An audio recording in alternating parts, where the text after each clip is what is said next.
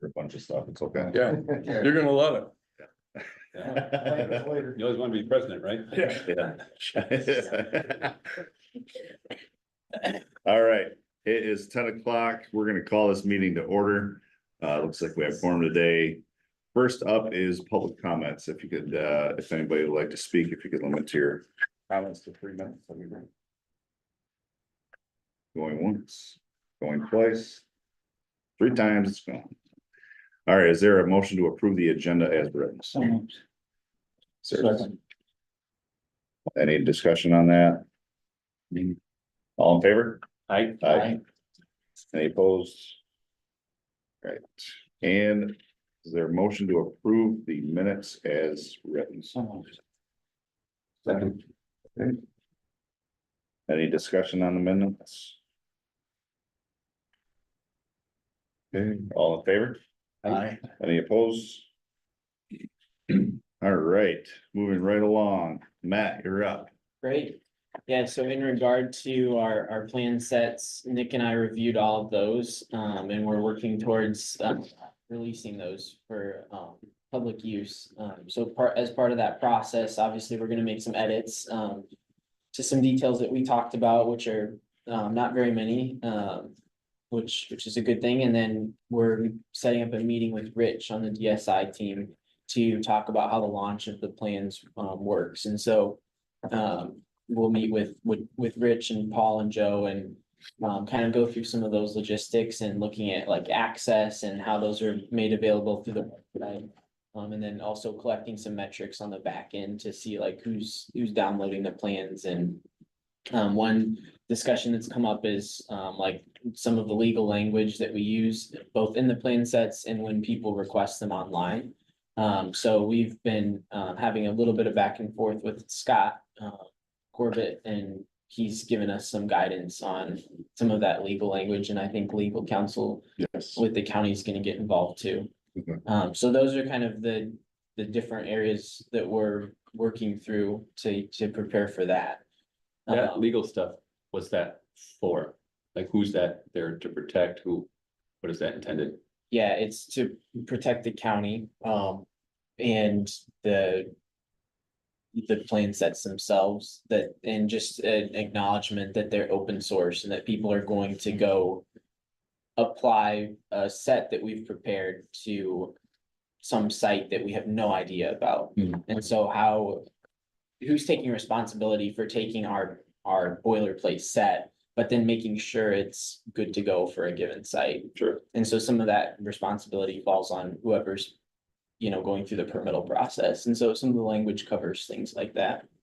Is there a form they have to build out to get access to these, or is it just like an open source link and anyone can? We're having a strategy meeting now be scheduled in mid-October, to kind of talk through what that looks like. It'd be nice, as Matt indicated, having some metrics on downloads and probably. There'll be some way that if you download things in other websites, right, you gotta put your name in and maybe some other really simple information just so we can track it. Yeah. And then have some disclaimers, if you will, talking, kind of highlighting our project and the overall concepts too, because you've got these plans, but site design is so important. So just kind of explaining our narrative, and Matt will touch on that with some other irons in the fire that he's got. Some of those characteristics that we like. Some of the other legal language involves IP as well, and design credits from Matt and Nick that will all be listed on those documents too. Yeah. Yeah. Makes sense.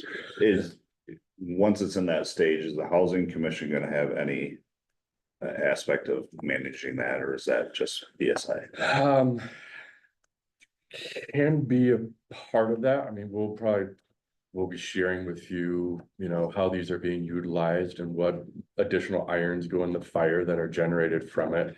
It's part of the release as well. They'll not just be the open source downloadable plans, but we are preparing information to also send to local units of government to explain the value and the opportunity with this type of product. So engagement with the housing commission, we might, lack of a better phrase, maybe do a road show, like to meet with some planning commissions and other folks, and that would be a great engagement with the housing commission, but we'll start to tee that up.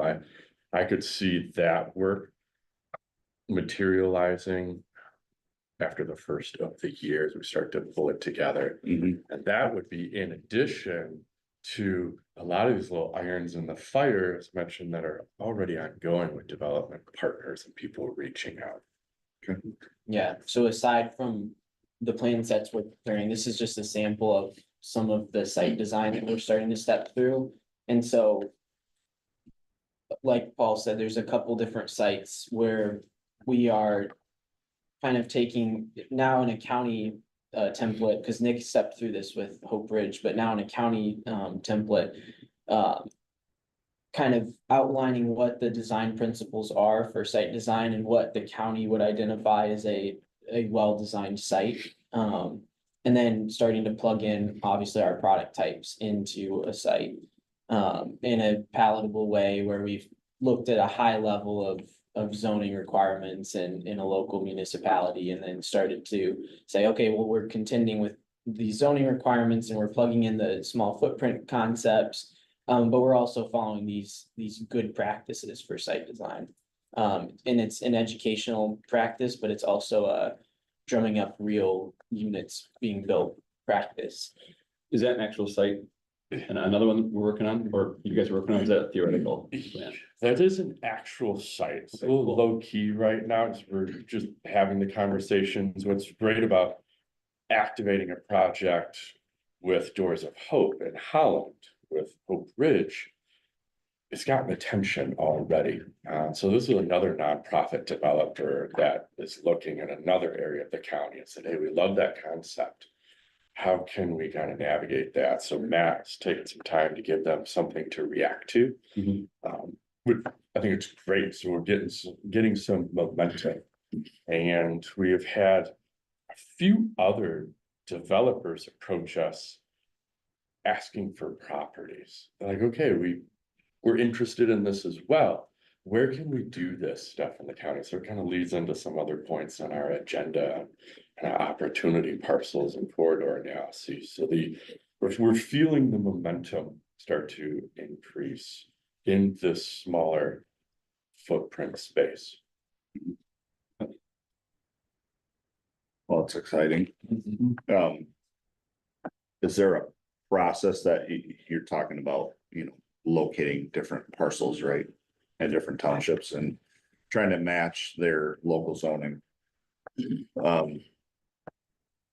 Are you going to each municipality in Ottawa County, or are you specializing in just a couple, or how's that looking? So I can let Paul speak to sort of more of the corridor analysis side of that looks at things on a really broad spectrum, but right now with the site design work we're doing, we just have these sites that have come to light. And so we're wherever that site is, it's not like we're targeting lots of local units of government. Wherever that site is, we're saying, okay, let's step through this process and, see what the front yard, side yard setbacks are in wherever. And so that's what we're kind of doing just as we receive a site. Okay. I think the corridor analysis seeks to look at a broader, Yep. It'd be broader view of that, parcels. which I think is what you're getting. at, Yeah, like, yeah, are we looking at more than just one place? right, Yeah, because you'd hate to have all the success be in one municipality. Yep. For sure. 100%. And I also struggle with approaching a local unit of government and talk about zoning reform. But they have nothing to react to. I have to actually think about some sites, and I've mentioned this in some past meetings with the attention on this project.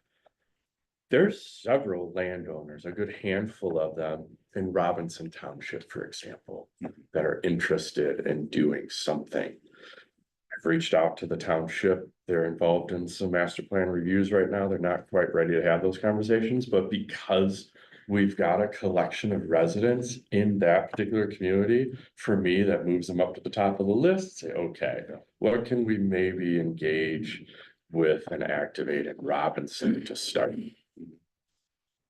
And are they all in communication with each other, those landowners, like a group forum that they can join? Not yet. Okay. Yeah, I think- building advocacy and. Right. Yeah, Yeah, I think, like we talked about last time, having a place where, okay, you're in Robinson, here's the, the Google forum that you can join, and all your other residents are in there too, or the ones that are interested in this, we work together and you guys can create a Yes. petition to adjust the zoning or whatever. yeah, So, and that's a great added component to when we.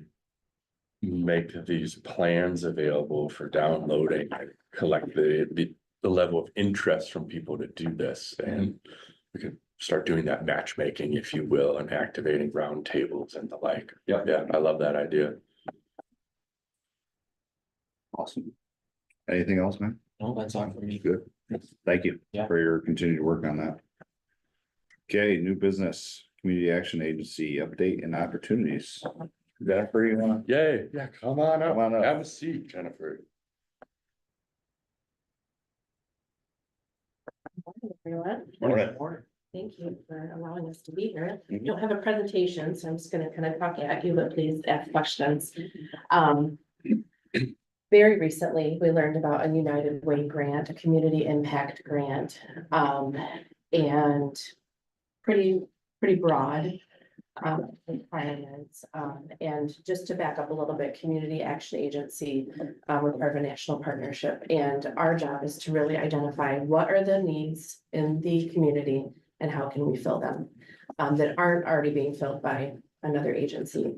It's something we focus in on a lot is a weatherization program, and we have a small home repair program, which, as you can imagine, the wait list is lengthy. Funds are limited. So we operate in that program specifically off of program income. So if somebody's paying off a loan, that dollar amount could be used toward future projects. I won't go into too much of those details, but essentially the gap in that program that we've identified is that it does not. We have a lot of mobile homes that are in quite disrepair. And when we try to go and weatherize those homes and make them safer and more energy efficient, we run into these issues where we don't have funds to be able to get people over that hump. So our grant request is for $300,000. It's a 3-year grant. And our goal is to go in and do some mobile home repairs. And not they're more in the health and safety arena. So if somebody has a roof that's falling down or full of holes, that's what we're gonna fix. We see a lot of issues with plumbing in mobile homes. And that is something else that we would address. So major health and safety issues in a mobile home. And our goal would be ultimately to weatherize those homes, but really, we're looking at sustainability. If we can keep people in their mobile homes longer, then we will help with some of that crisis that we see. So that's what we're looking to apply for. The grant is due tomorrow, so we're kind of frantically putting things together, but we definitely have data to back it up. Again, we do have to turn away a number of mobile homes because of the extensive amount of repairs that they need. What questions do you have? Yeah. If, I know, we're putting together the final pieces of the grant. But we would love a letter of support, and I know it's very quick turnaround. We could even kind of draft some key components of the letter, if you're comfortable with that, and then sending it off maybe to Paul. I'm not sure who that would go to after, but we would love to have the commission's support by pursuing this grant. The data is showing that roughly 10% of our community is living in mobile homes, so all the more reason to want to support this community as much as we can. What else? What is the duration of time on the grant? It's a 3-year grant. 3-year grant? Yeah. Are there match dollars? We don't currently have match dollars for it, again, because it is a true gap where our home repair program would not touch it. The other piece is that we're mirroring it off of our home repair program, And that is 60% of area median income, which is actually higher than our other programs. So we could not match anything with our community services block grant because that's 200% of federal poverty. So that number, we're actually able to hit the Alice population a lot better with this, with the 60% again. Can you explain the Alice population for? those who don't Yes, know? yeah, thank you. Oh my gosh, I'm gonna forget, asset limited, income constrained and employed. So I don't like the terminology, but working poor is Mhm. kind of what it's been referred to in the past. We're looking at individuals that are not that are making, I want to say roughly like in the $20 an hour range. But those that are working, struggling to get by. So just a little bit ahead of what some of our other programs. So 60% or lower. Correct. Is there any language in the grant that stipulates who takes priority? Like, Not that we're aware of. I know they're looking in particular, they're looking for particular outcomes, and I apologize, I don't know that off the top of my head. They want alignment with United Way's mission. Thank you, Barb. And this is Barb. She's the program coordinator for weatherization and our other housing programs. So when they introduced the grant, you had to pick your outcomes. And so our outcomes that we picked were to help people stay housed for a specific amount of time and to meet their financial goals. So in the grant, we have put in kind of check marks that our staff will be doing. So typically when we're doing repairs, depending on what they are, it could be a time frame that at a 6-month point, we're already kind of still, in the weeds in that. So at a 12-month point, we want to make sure that we're touching base with them. Are you still maintaining your home? Is this helping you? Now, this repair is done. Is it helping you, kind of free up some funds? And then the other piece of that is meeting financial goals. So when they do the initial assessment to determine eligibility, they'll be talking about some different financial goals, like what's your goal for, 30 days out, what's your goal for 6 months out, what's your goal for 12 months out, to kind of help get that conversation going, because sometimes when you're in that space, your financial goals are weekly and not yearly or monthly, so. But is there a stipulation in there that if you were to go in and fix somebody's mobile home up, that there was a time period before they could resell it? So there's not in the grant, but we actually did talk about that, because it doesn't require us to put in like what our parameters of the program are, but because we're going to mirror it after our CDBG program, there are requirements for that within that program. You don't want to fix a house up so somebody could sell it for a profit. Correct. Absolutely. Yep, correct. So mirroring it after, like in weatherization, there is not a stipulation, but like if I were to sell my house to you and you wanted to weatherize it, that address has been weatherized, so it can't be re-weatherized. But in CDBG, if it's a loan, so if you want to sell your house, that loan has to be discharged in order for that house to be sold. So we are gonna mirror some of that language, to have, so there's like there's some kind of like a safety in lien, there. will there be a lien on? There will be a lien, Okay. so like for weatherization, the house can't be for sale, CDBG, they can't be in foreclosure. So we'll have to work out what that language looks like as we get into like what. It sounds like from reading the grant documents, it's very similar to like some of our policies and procedures from the state and the federal government for weatherization. They're like, here's your parameters, and you figure out what your policy is. And so we've done that like with our deferral money for weatherization, where we can fix some things. And so I think that that's what we'll do is we'll go in and, okay, well, if we're gonna do this, this is what this looks like in the preceding timeframe. We just haven't worked out the policies of that, but we want to make sure that the goal is stability in your home, Right, and that means a long-term, I would say long-term is key because in mobile home parks. It's very often that they leave pretty quickly and then the park assumes the title of the trailer and then they're gonna get a nicer trailer when it wasn't really for them. Right. So I don't know if there's language in there that could Well, and be added. so we also wanna really build up those relationships with the, community managers at the parks. We started with, Grand Haven previously, because they don't really want those homes either. Like, it's a burden on them to try and, you know, get this, either get it out of here or whatever they need to do with it. So we want them to have communication with us if there's somebody that's struggling and there's things happening. Let's have a conversation and see Yeah. what we can do to help. Okay. Because I think part of the problem is that they don't realize that there are resources. Yeah. So if we can help mitigate that, that would be great. The other thing, I failed to mention was that in terms of sustainability, just community-wide, not just with each mobile homeowner. Another gap we see is that there's no inspection, so there's not, a requirement based on, Michigan law. That requires any kind of inspection before purchasing a mobile home. Now, the park has to have inspections done. And if the park is renting out a mobile home, an inspection has to be done.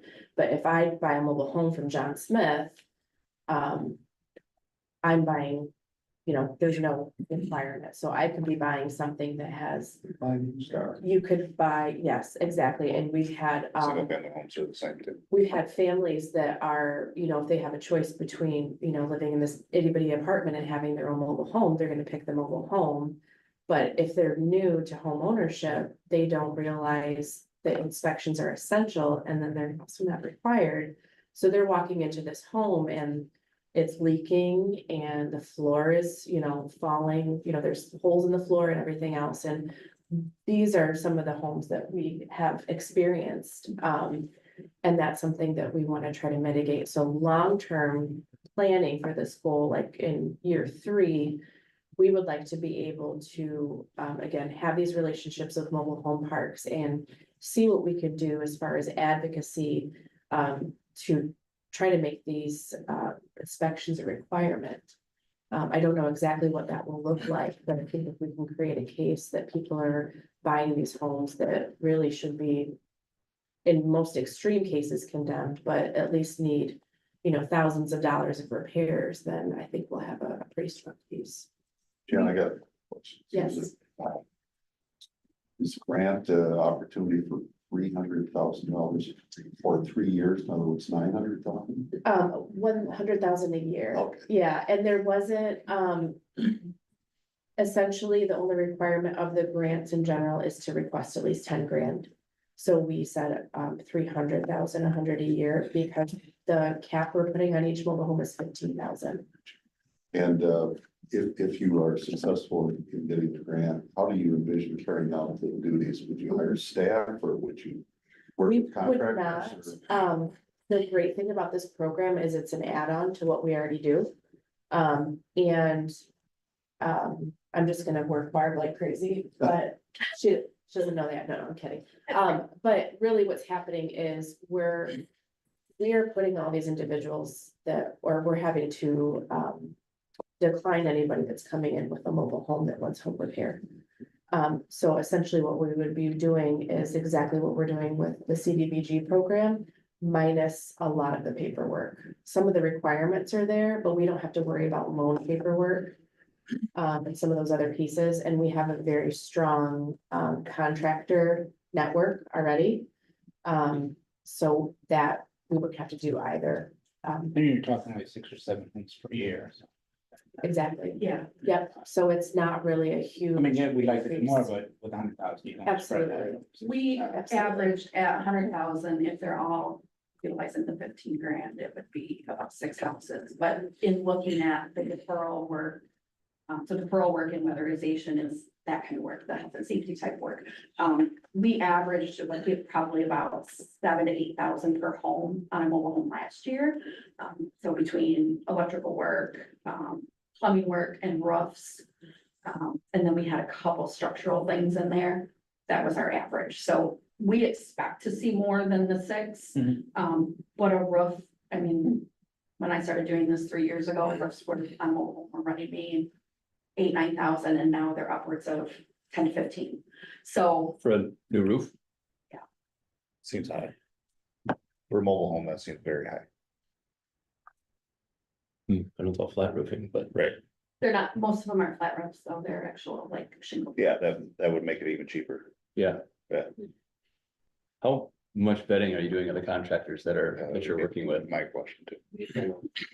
They go through the vetting process of the Go town. through the county, it's the county's They'll procurement. present bids or estimates on it. It's not just certain times a year, we have an ongoing, And it's typically not just ripping shingles off and putting the shingles on, it's, Right, if it's been leaking for a while, there's some OSB there's repair, whatever. significant, yeah. Yeah. The one that cost me 15,000 was literally every piece of OSB. had- Yeah, all new decking. Yeah, all the deck, thank you, decking, yeah. Are the jobs competitively bid? Like, do you write up specs and then have three contractors, put a bid in for that? Or how do you go about? So weatherization is a little bit different. So we do I can't remember if it's RFP or RFQ. But we have, kind of an ongoing, process of that, and then we update it quarterly. We just completed that probably 3 weeks ago. So that goes out through our purchasing department, and then contractors bid to be a part of our program. So So then. they bid by unit price of work done or? So typically for like a roofing project, we have two contractors that have completed like the contract process with us to work with us. And we send both of them out to give us bids. And depending on the work that needs to be done, and depending on how much each of them has, what their capacity is to get it completed, because weatherization work has a specific deadline. So if one of them tells me he can't get out there until a month and a half from now, I might have to go with the guy that costs a little bit more because I need it done sooner than that.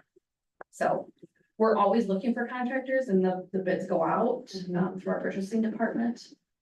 So are the bids spec'd out or is it, we'd like you to go out and look at this roof or look at this building and see what it needs and then give us an estimate with your proposed repairs?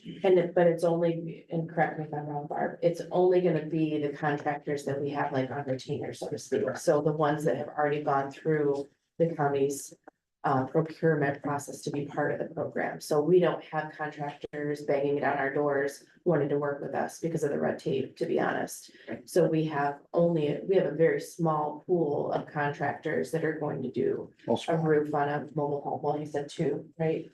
For roofing, two for mobile. So they, And the problem with like the flat roof mobile homes Mhm. is that when they do the repairs, the part of the requirement of the program is that that repair needs to last for 10 to 15 years.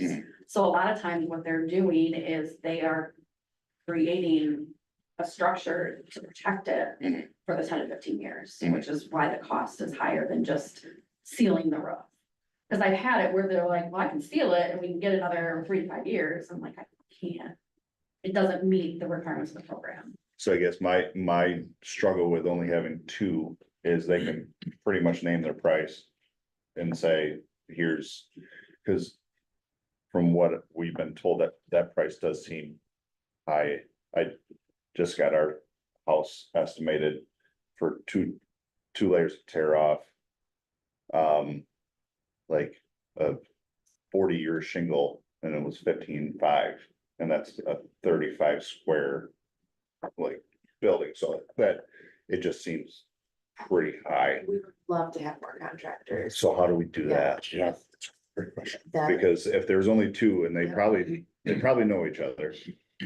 Not saying that they do, but they probably do. It's, the construction world is a small world. And they know that they're the only two. They can name their price. Not saying that that's what they're doing, but if we have more selection, more competition, that drives that price lower, we can help more people. Yeah. It would be my goal. Is the red tape that prohibitive? I mean, they have to be licensed, they have to be insured. Licensed and insured. There's paperwork up front of completing an application.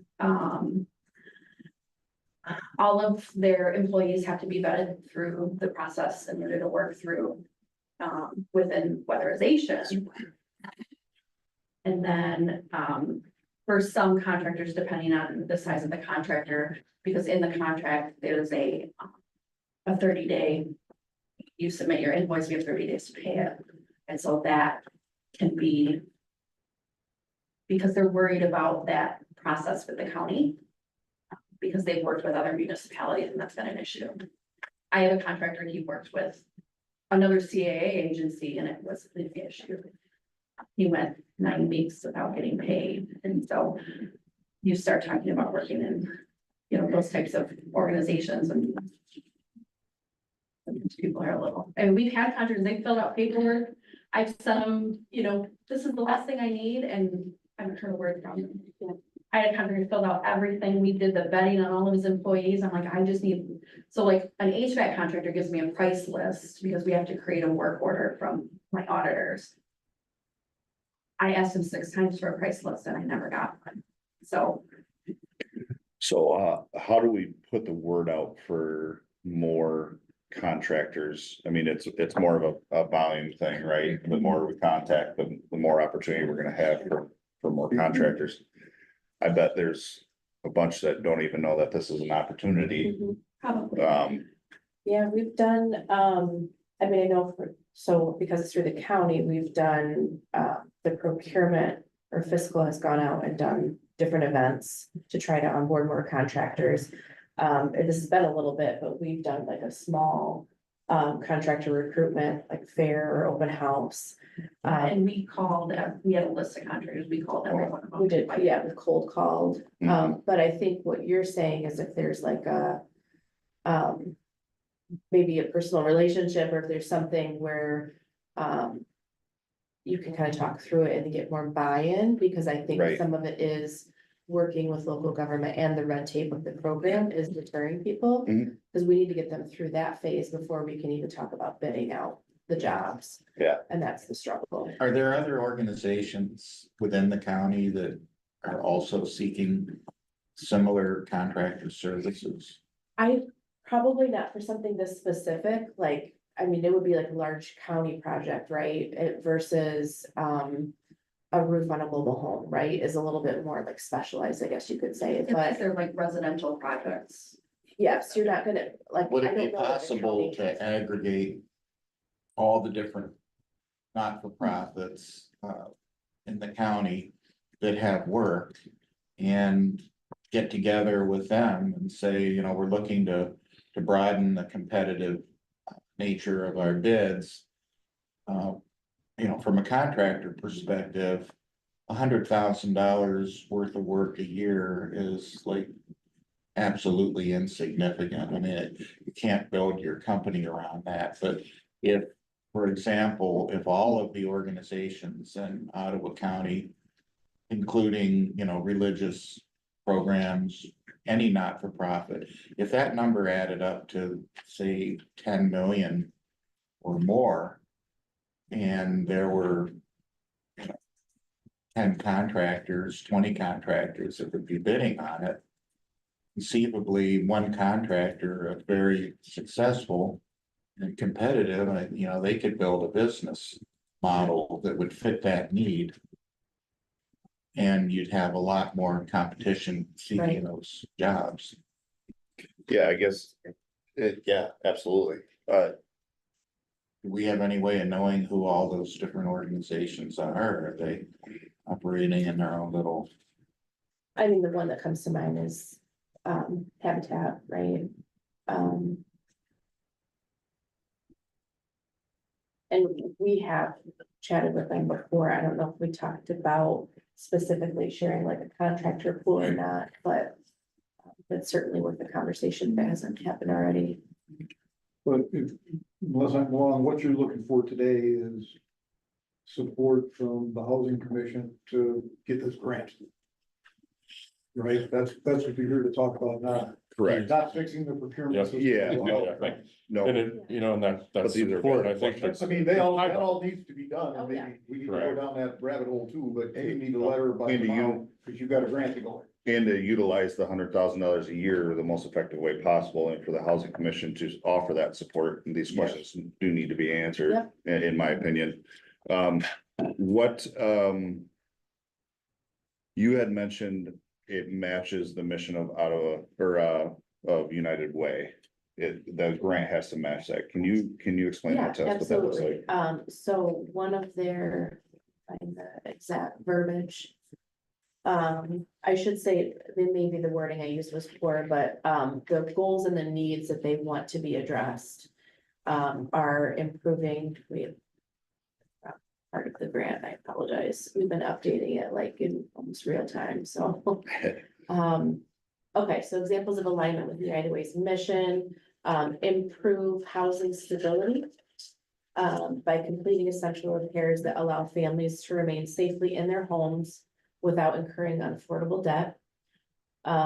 That's our wording. Reduce household expenses, United Way's wording. And we're saying by addressing health and safety barriers, enabling access to weatherization services that lower utility costs. Preserve affordable housing.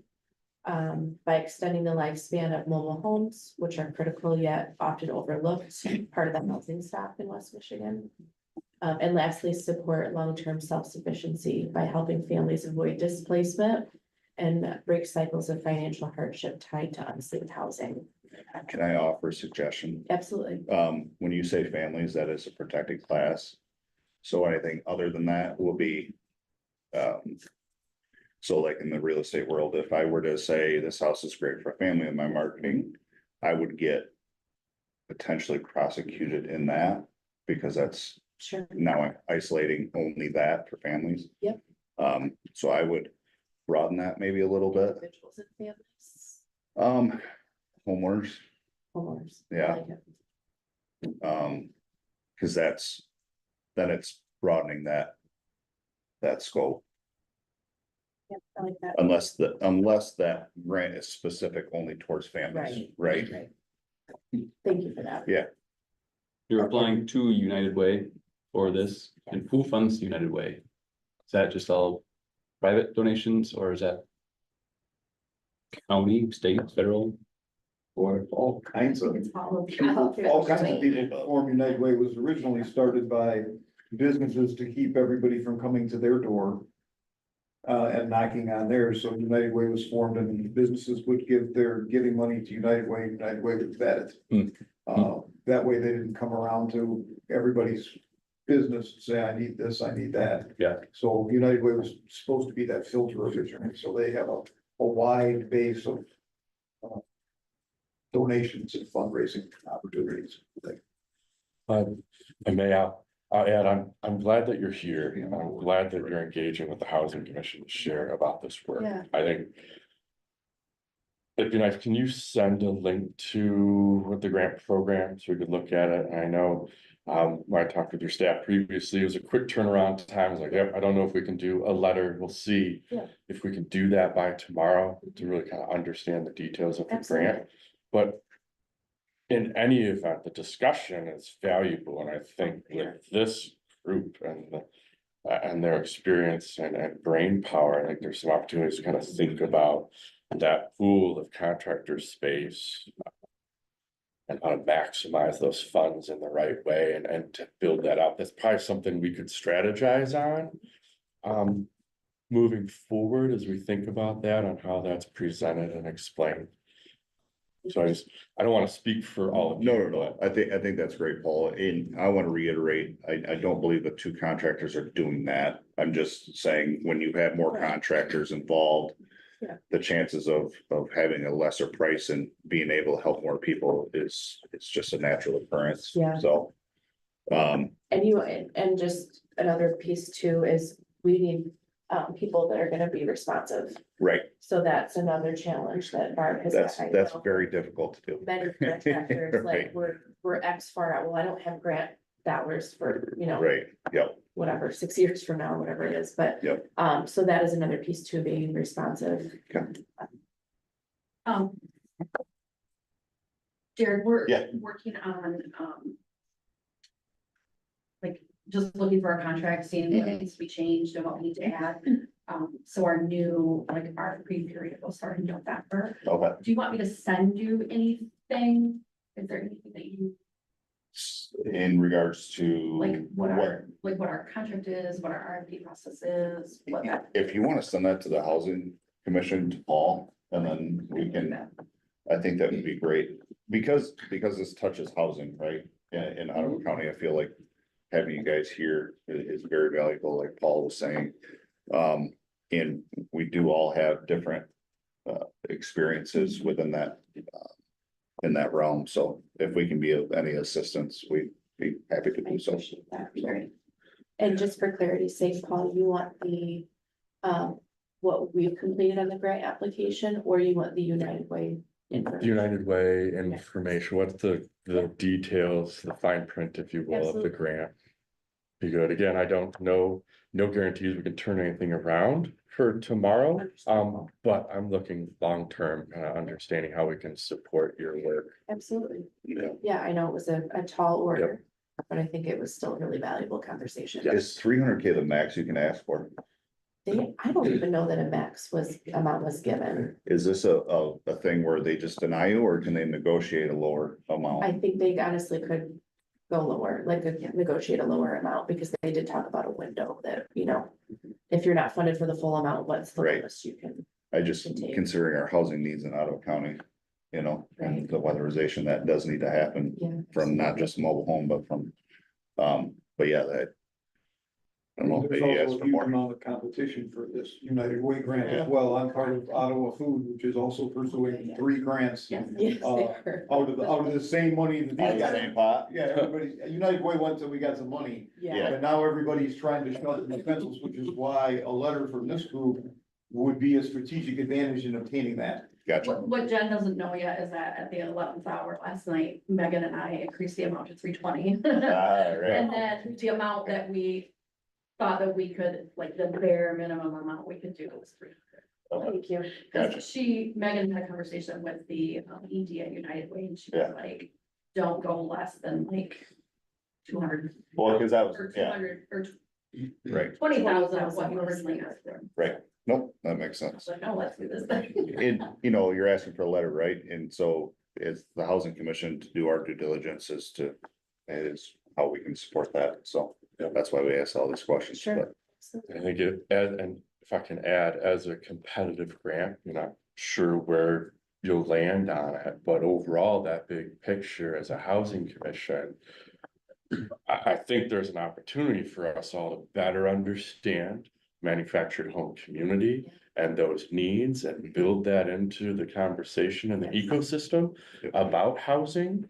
And then it could be its own prong in the solutions strategy toolbox on how do we build that up? And I think the think tank around here Yeah. could help support that. I'm more than happy to attend more meetings. We'd love to talk about that. We've done that. We- Yeah. Well, we're more than happy to have you. Yeah. So, Love it.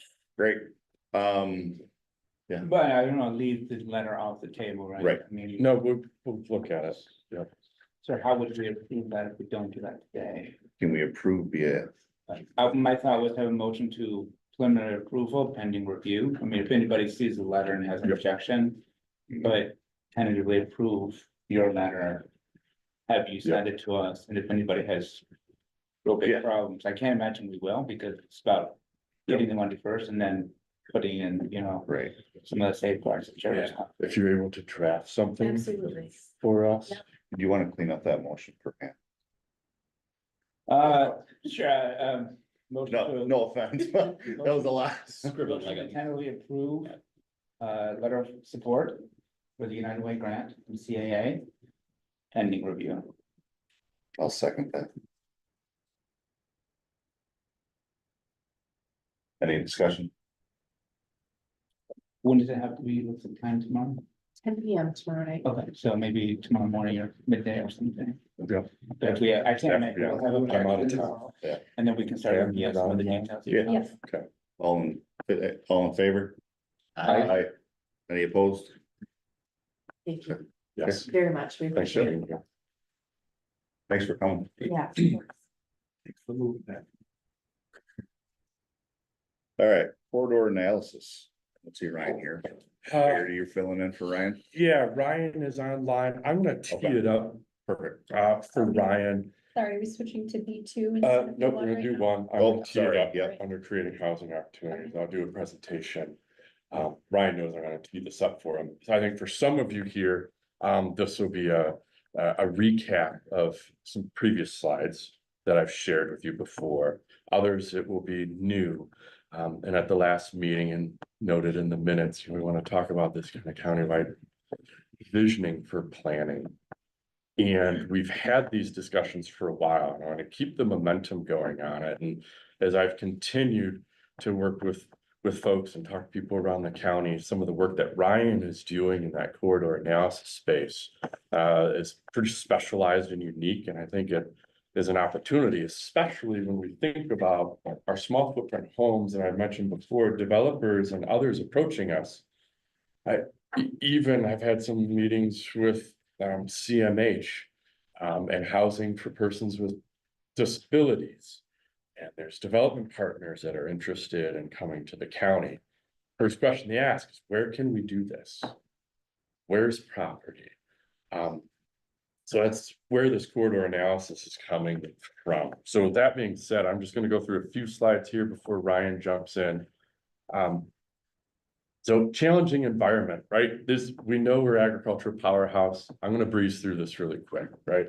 We are very successful agriculturally. One of the strongest productive ag counties in the whole state, one of the most diversified in the country. And simultaneous, we need, let's look at specifically for sale housing units. The rental market is hitting where it needs to be. We talked about that through the housing needs assessment. For sale housing units, this is that space that we are working in right now, small footprint homes that are, we're looking at under $200,000 to build these with site costs. So we're going to be proving that out with some of our projects. But here you got agriculture that's really strong, and then everyone's talking about housing. And those are two competing land uses. Makes it a challenging environment. Then on top of this, we have a very real issue with groundwater. Residential development uses more water per acre than any other use, right? Our farmers only deal with that water when they need to, when it's a drought, and they're not using that deep Marshall Aquifer formation. That is residential development doing that. This map shows the pink areas are where there is municipal water service available. The blue and the gray here shows the extent of the groundwater problem. So the darker the blue, that is where that Marshall Sandstone formation, those water levels are dropping. Blendon Township, for example, had over 30 individual homes this year lost well pressure. They had to lower their pumps because the water levels dropped so much. How deep are those wells?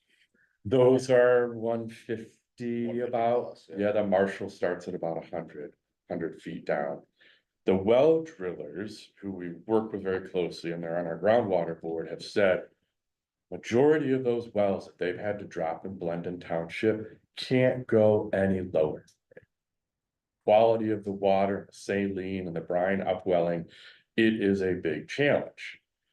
So there's tactics that we got to approach on this. For example, there is a subdivision that's all well dependent. It's a 12-year-old subdivision in Blendon Township, about $2 million to bring water to that community. We've got this housing needs, right? For sale units, we have about 10,000 households. Just simple math, right? $1 billion in new water infrastructure to connect these people. We have got to think about this differently, because when you can't just extend water, you're impacting the agricultural industry directly. Right? And then as we extend infrastructure, homes have to connect to that. So you're completely changing the character of our community. There's opportunities to look at the existing infrastructure that we have. How do we maximize it? Tax dollars are already paying for it. There's water capacity that's available in those systems. How do we rethink how we get the housing that we need? Thinking about infrastructure, and collaboration's huge, right? We got 24 local units of government across the county. They all have their planning and zoning, all individual. Allen Township, for example, they're looking, they did a separate housing analysis, looking at the housing needs in their township versus what they have available through the comprehensive planning. And they're on par with where they need to go. This is an assessment I think a lot of communities could pursue to think to that level. But it's thinking about how you maximize the infrastructure you have and you layer that with zoning. Big opportunity here that we see is, what does that look like? What are those opportunity parcels in the county across jurisdictions where there's maybe underutilized parcels?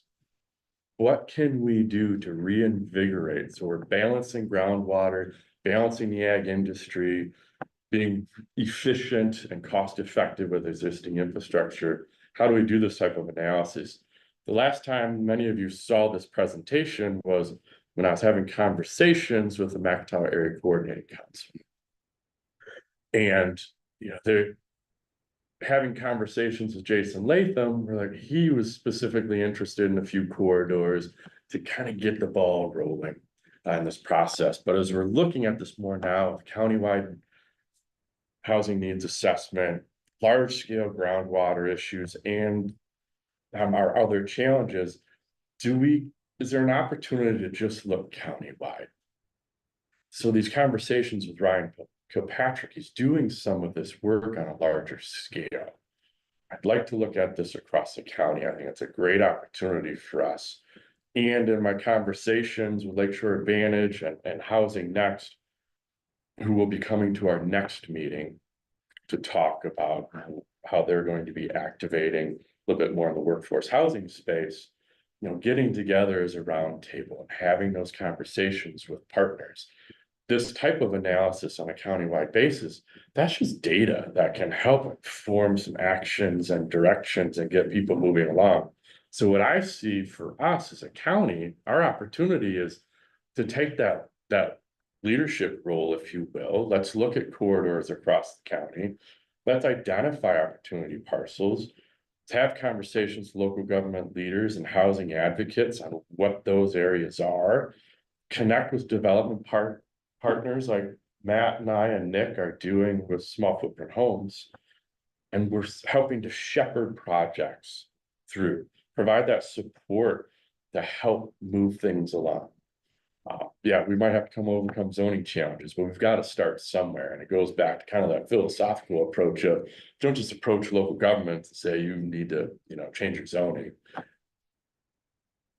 Where are these opportunities at? What could it look like? How could we do some site design and collaboration partners and bring that forward to get the right housing stock, right location that has this balance of meeting our land use needs in a challenging environment? So those are my slides to tee up Ryan to talk about his work doing corridor analyses. Any questions before we go to Ryan? Okay. And if one question, your department is already starting to locate those corridors. Is that what I'm gathering? Yeah, we kind of. Okay. I think the opportunity here is for us and the Housing Commission to learn a little bit more about Ryan's process for corridor analyses, see how that fits in our overall strategy. Does that make sense? Is that something we can get behind? And then, you know, we could learn more with Ryan. What's that take? What's the resources? And come back to this Housing Commission and be like, I think we got an idea here. I think we know the corridors. I think we know the resources it will take to do this. Lakeshore Advantage comes to our meeting next week. We could have another partner to say, yes, we should activate this for the county. So this is kind of a learning exercise to maybe tee up a bigger opportunity. I think we could be really impactful as a commission. Hey, Ryan. Morning. Oh, can't hear you. Oh. Can you hear me now? We'll get our speakers hooked up. Can you hear, No? you can hear us then, can't you?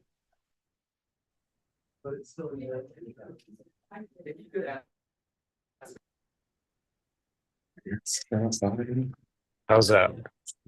Nothing yet. No, nothing yet. Okay, I can hear you guys fine. Gotcha. Yes, can you hear me now? Yeah. All right. Sorry about that. I was actually en route to be with you guys in person, and Paul texted me, is like, "You're on," and so I pulled over. I'm in the Big B in Allendale right now. Okay, good. Thanks, Ryan. Yeah, no problem. So Paul, that was a great tee up. If it's okay, can I share a handful of slides? Yes, please do. Do you have? All right. access? Do I need to grant you access? It looks like it's gonna let me do it. You guys seeing that okay? Yep. Okay. So Paul gave me a great tee up. I actually was just like reading a bunch of slides out because Paul covered it all. I'm gonna go through a handful and then I can walk you through what we've been doing in some other markets. I think high level, what we're really trying to do is understand what can the private sector actually get done in any given market. If we're to get our regulatory environment adjusted to local market dynamics, how much of our housing need could be solved for without subsidies?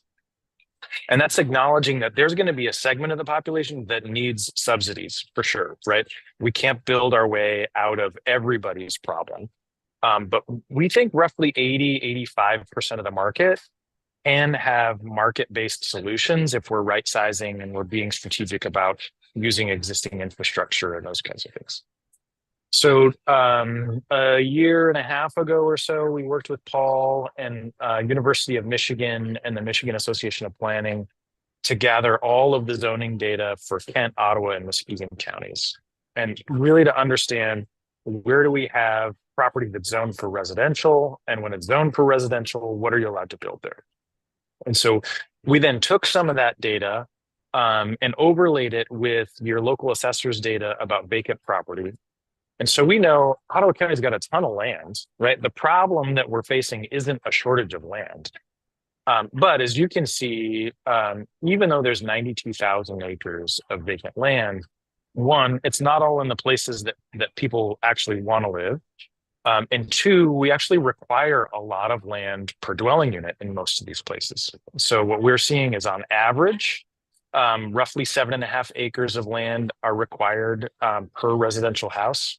Now that's skewed big time by a handful of townships that are requiring 40 acres in order to build a house. And we actually like what they're doing because they're preserving farmland and ag. But what we are seeing is the typical new single family house getting built right now is around $450,000. In some market, it's quite a bit higher than that. And that's great for a segment of the market. Roughly about 20% of the market can afford this price point. But you got to earn $126,000 a year in order to get into that. And so then when we dive a little deeper into the data, we understand, a much smaller share of land is available for attached townhouses, like what Jubilee and Habitat are building down in Holland right now. Even though you could save about $1,300 a month if you just allow somebody to build an attached townhouse compared to the larger lot single family home. And then the places we allow multifamily structures are even smaller, right? Now, the good news is, and hopefully you guys have seen this data, we need a lot less rental housing than we do for sale housing in Ottawa County. We need about 12,000 homes designed for owner occupants. And only, I think it's about 4,000 homes designed for renters. So multifamily rental is less of a problem in Ottawa County than it was 6 or 7 years ago. But broadly speaking, what we can see in the market is about a quarter of the market cannot afford new construction unless we subsidize it. So we got to acknowledge there's going to be a quarter of the market that we're not going to find a solution for unless we're thinking about older housing. I'm glad you had the previous conversation. Manufactured housing is actually a decent solution, or some kind of a subsidy. But then we've got 16% of the market that actually can afford new construction. It just has to be in a multifamily attached style building. And so that could be condos for homeowners, or it could be apartments. And another 36% of the market can afford new construction, but generally it's going to be attached housing, or it's going to be that small lot, small footprint kind of a house. And so finding more places for this allows us to solve for 36% of the market today that isn't being solved for by the current regulatory regime, right? So this is generally what we're coding for across Ottawa County today. All of this yellow is your kind of larger lot, single family homes. The green are all the places where you can build the small footprint house. And so what we want to do is identify where are the other places where we should be able to build those small footprint homes, in partnership with the local unit of government. And part of the reason we want to be able to have this conversation, as Paul alluded to, we've got infrastructure in the ground today, and expanding that infrastructure is expensive. On average, what we find is it's about $1,300 a linear foot to put in new water, sewer, and road. So every time we build a new subdivision, we're essentially putting $100,000 worth of infrastructure cost onto every new single family lot, assuming the lot is about 75 to 80 feet wide. The other thing that's important to know is a single family house produces a decent amount of tax revenue on a per unit basis, but not on a per linear foot of infrastructure basis, right? I can put 3 townhouses on one single family lot and get double the tax revenue that I would get from the single family home. Doesn't mean that's the choice everybody's going to make or that's the right product for every location. But in places where we have infrastructure that's being underutilized and the local community thinks it makes sense, those are the places where we want to start to allow those small footprint homes or attached townhouse style. The undergirding data here that we want you to kind of remember is a little more than half of all households are either single adults or couples with no kids. Only about 40% of households are families with kids in Ottawa County today. The remainder, there's like a gap there of about 5-6%. They're roommates, right? So think the Golden Girls or friends who are rooming together. So that means 40% of our housing stock really needs to be designed for families with kids, but the other 50-55% could be designed with smaller households in mind.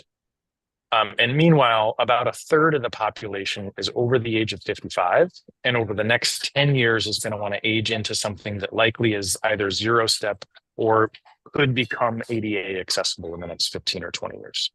So we want to be thinking about those kinds of options.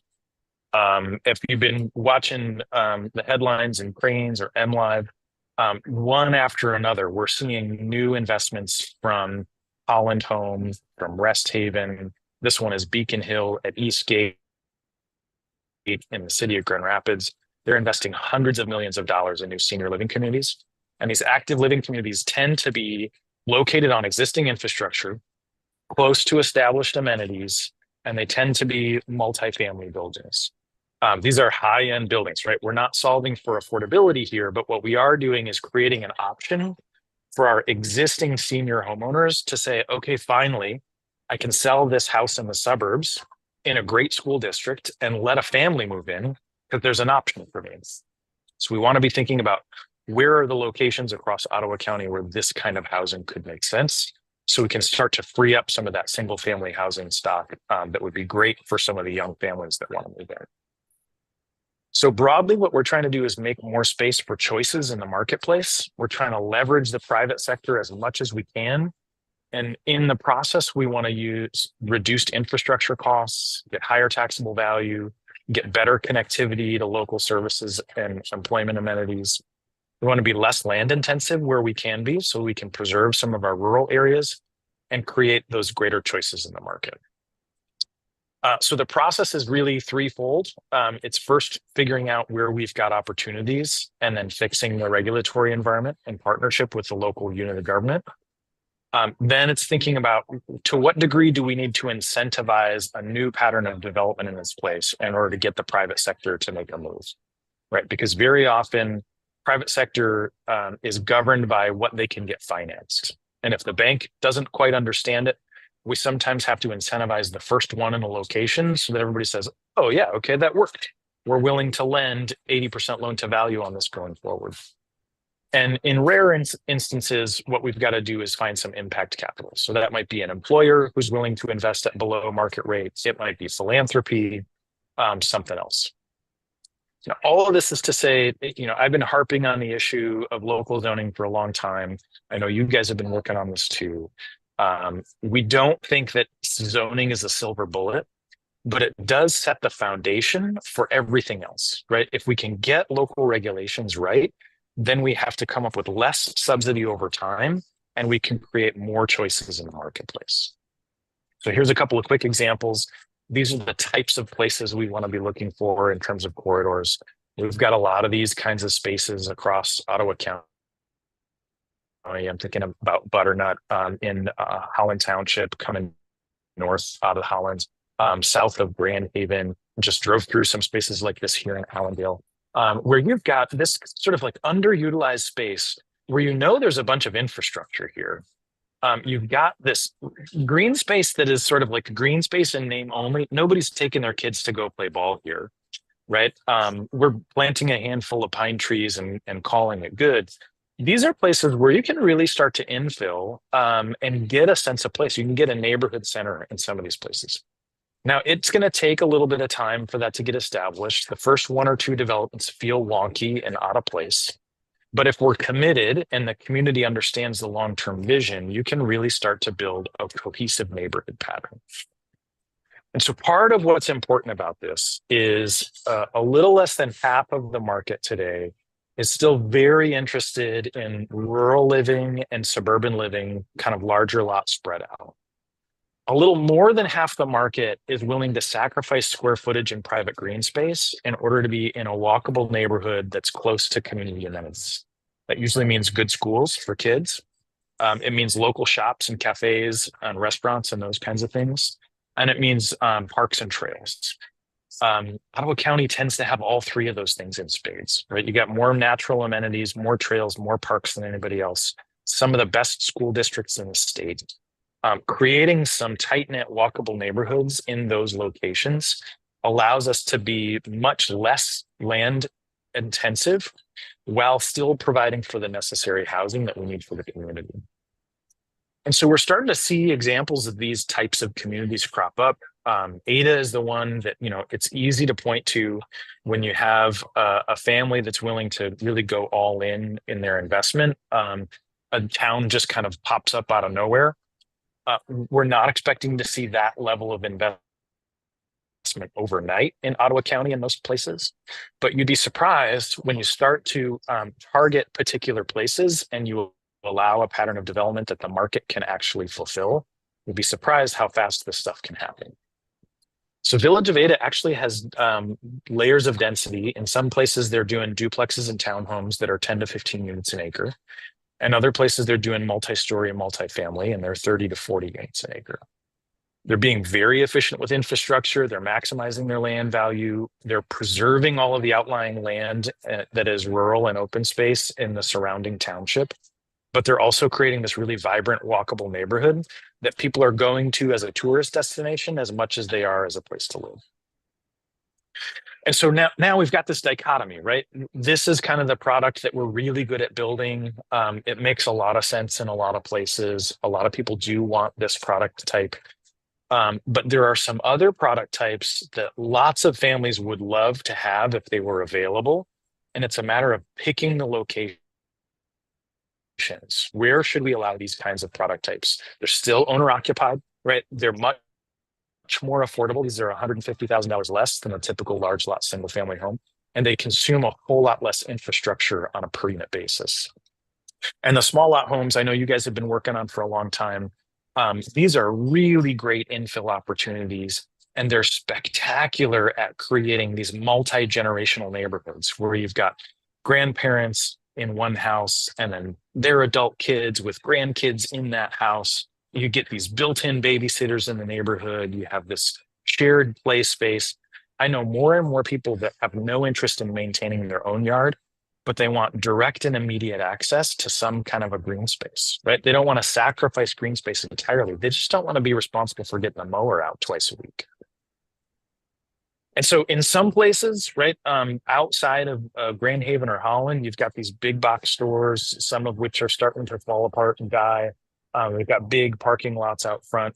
We can start to fill in some of those places.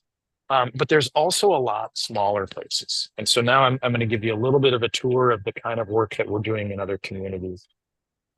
In essence, what you're looking at right now, we were just yesterday doing a workshop with the city of Kentwood.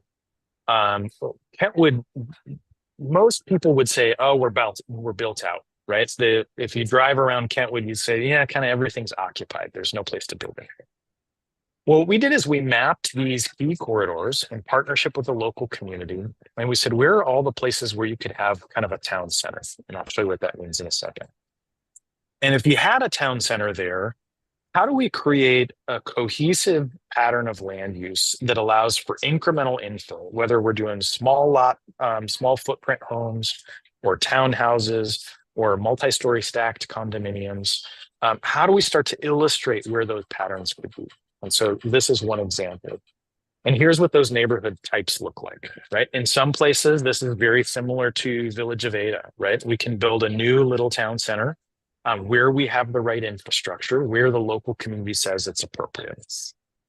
Adjacent to those, we can do these kind of broader village centers, more kind of the townhouse, some attached, some detached, but you're still getting residential densities in that 20 to 30 units per acre range, mostly 2 to 3 story buildings. Parking is typically tucked behind the buildings, so you don't have these big surface parking lots right out front.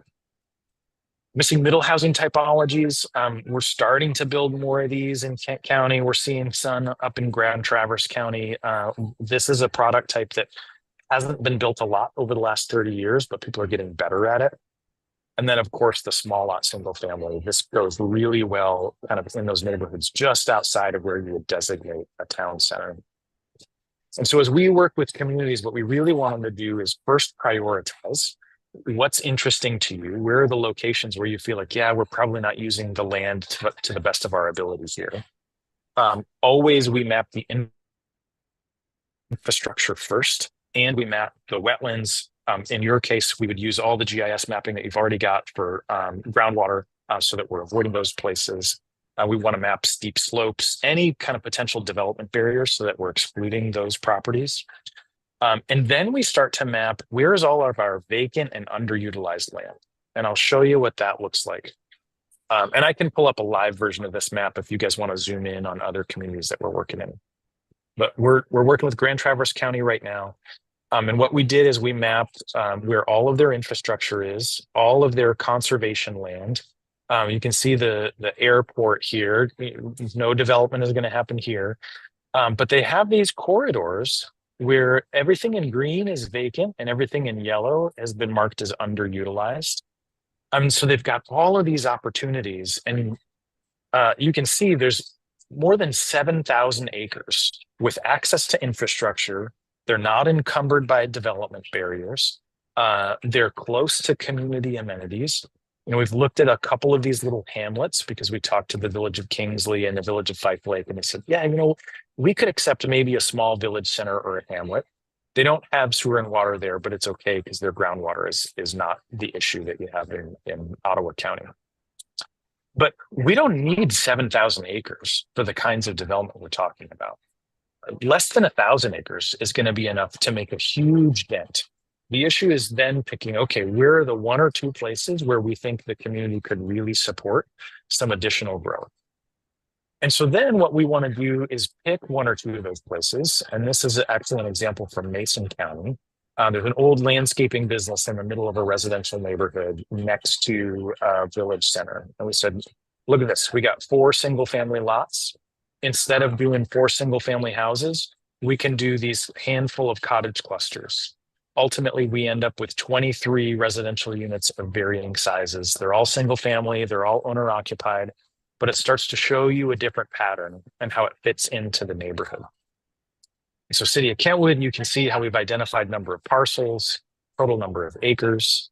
And then we just showed them this example last night. This is actually on the Division Corridor, adjacent to Kelloggsville High School. All of kind of the school amenities are right there. There's a trail that goes right through here. Current taxable value on this 4.7 acres is just $1 million. We got 24,000 square feet of commercial space, but it's all functionally obsolete.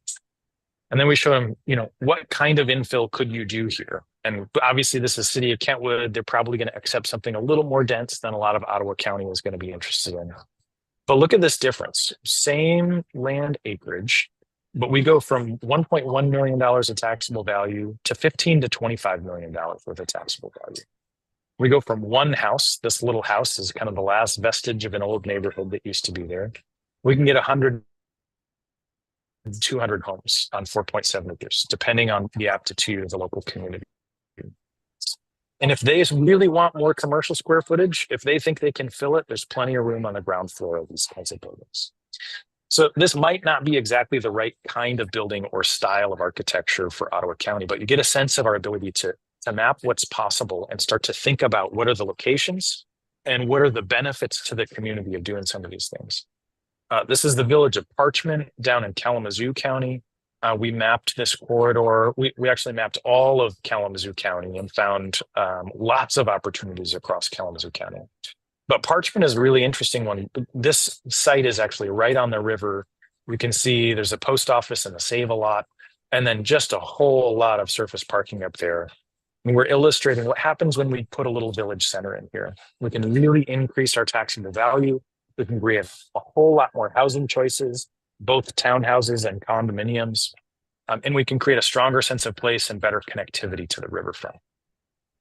So to wrap this up, what we really are trying to do is help communities think about how do we create housing options for everybody, but do it using smart investments that are actually going to pay off over time.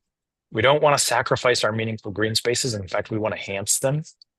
We want to right size our tax base while creating vibrant places and make sure all of this work is really locally driven by the local unit of government and in many cases, the local neighborhood. So with that, happy to take questions. If you want to see a version of the map live, I can pull that up and we can do some zoom in and zoom out and see the different layers that we can work on together. Ryan, can you pull up Allendale where you're at? Let's see. So what I can do is pull up a version of a map. So we haven't yet done all of the GIS analysis for Ottawa County that we have for some of these other communities. I think that's part of what we would be talking about doing together. But let me see what I've got in Allendale.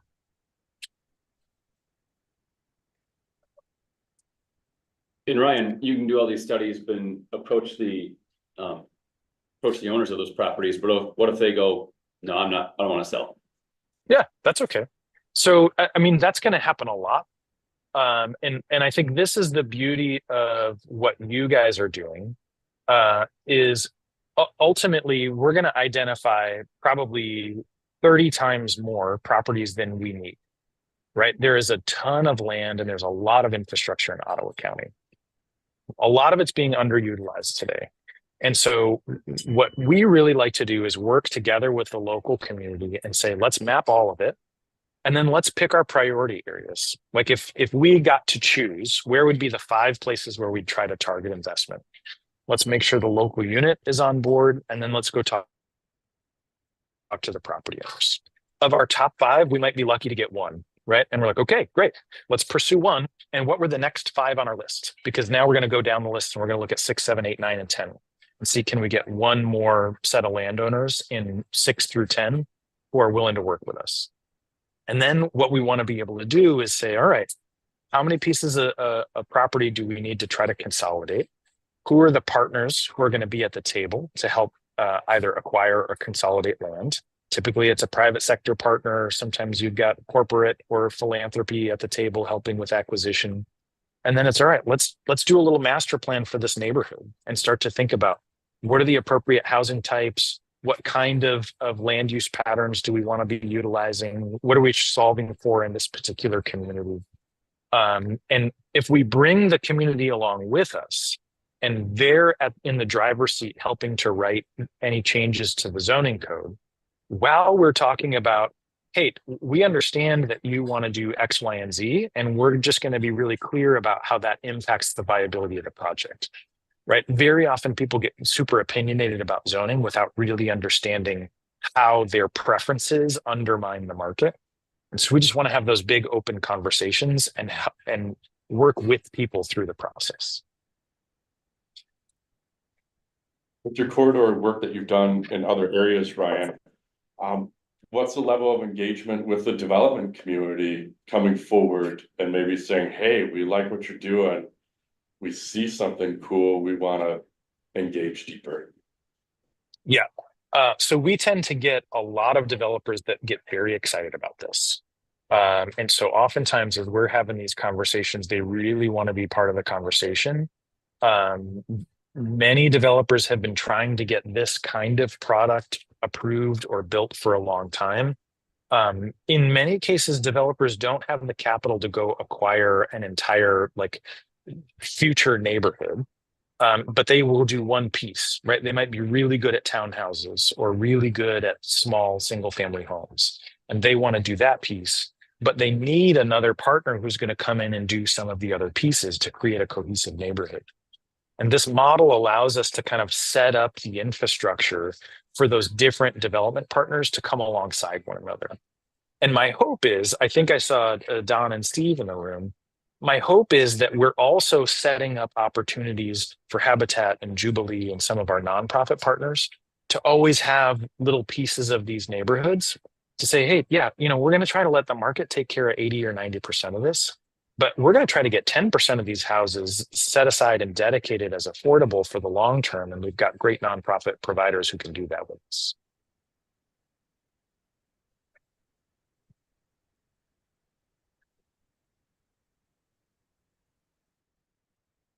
Thank you, Ryan. I greatly appreciate your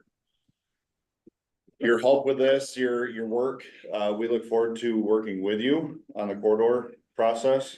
Yeah, this is gonna be key, I think, for trying to move the small footprint home forward. Yeah, I agree. Yeah, thanks, Ryan, for your time. I'm glad that we can kind of all get on the same page of this opportunity. This takes a while to build momentum for everyone to have an understanding where it goes. Kind of where I see it going next is, for the county, for example, when you look at those agencies that are looking across the county in the housing space, for us to collaborate with Lakeshore Advantage and Housing Next, maybe some other partners in that space, get a proposal from Ryan on what this would take for Ottawa County, and then come back as a group to talk about how do we advance it. I have a strong level of confidence that we could get some funding partners for this type of work that want to activate it. And then, yeah, we'll build a strategy to implement, but that's what I see as kind of next steps. Ryan, can you send your presentation to Pam? And so the housing, because that's great information to lean on for our future discussions as well. Yep, happy to. Thank you. Anything else? From anyone else? I would only add that what we're looking at here is a potential solution to the entire housing shortage problem. And it's end to end. Doesn't require a lot of one-offs, which could be burdensome on interminable level.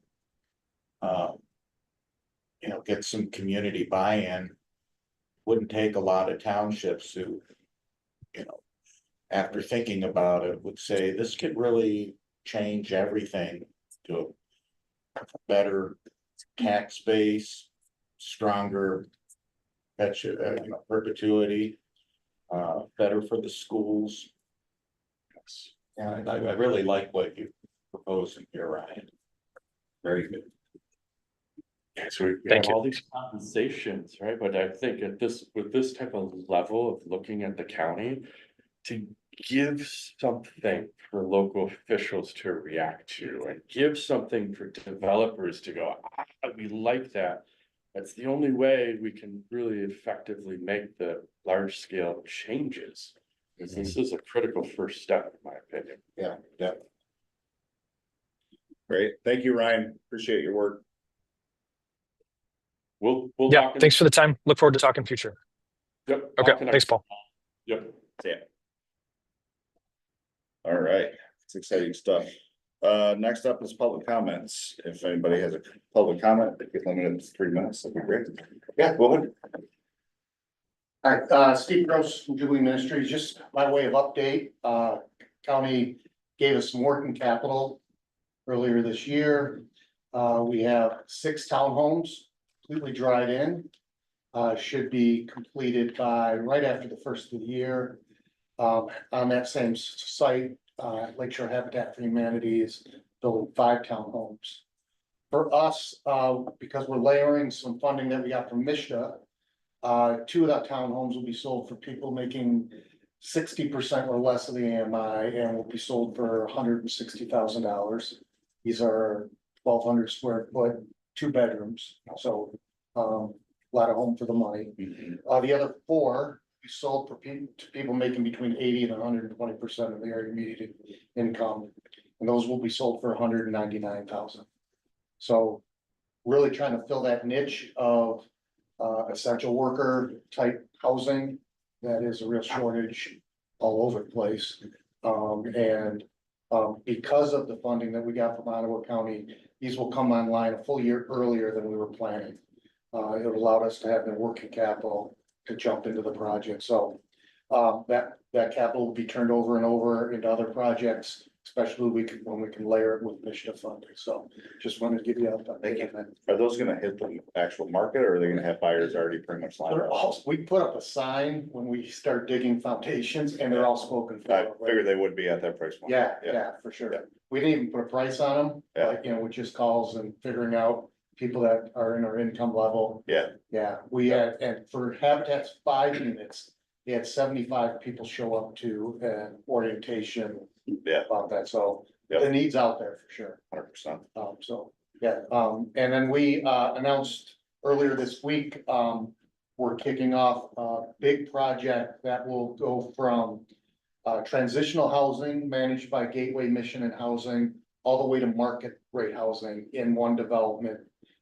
18 acres that we're lining up funding now and things like that. So that's probably a couple years off, but it's gonna be an exciting project.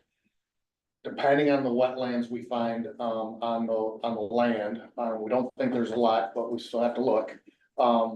We think there's gonna be between 120 and 150 housing units there. All of them will be for sale, other than the ones managed by Gateway. It's awesome. Great announcement. Yeah. Appreciate that. Anyone else? Okay. Next meeting we have scheduled for November 6th. You guys can look at your calendars. Ron, are you gonna be with us still then or not? I will not be. Okay. You can still come. Yeah. Well, I might do I that. might have to sit in a different you- seat, but. Oh, you won't. I'm done on October 30th, Okay, Halloween. right. Looks like that's still good for me. For now. All right, well, with all that, I'm gonna call this meeting adjourned. Thank you all, appreciate it. Thank you.